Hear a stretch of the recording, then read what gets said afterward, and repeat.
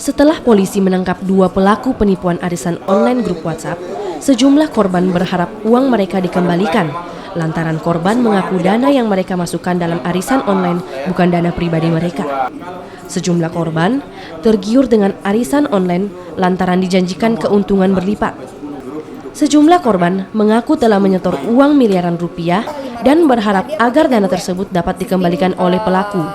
Kegiatan arisan online ini telah berlangsung sejak 2 tahun lalu dan menurut korban ada 152 orang yang tergabung dalam grup WhatsApp arisan online.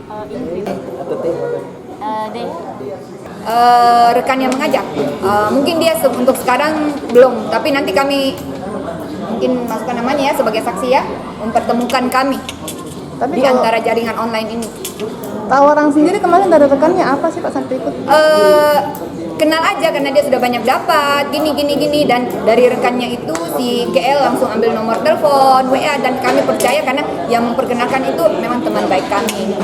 Kerugian itu sudah sangat besar sehingga harapan dengan ditangkapnya tersangka atas nama KL dan WN tentunya kita berharap untuk dana tersebut dapat dikembalikan. Sebab dana tersebut juga banyak yang pinjam-pinjaman juga, karena tidak semua yang punya uang pribadi yang mereka gunakan, sebab karena ada janji bunga yang besar mereka juga berani untuk korbankan. Dan sekarang semua korban yang ada tentunya berharap besar untuk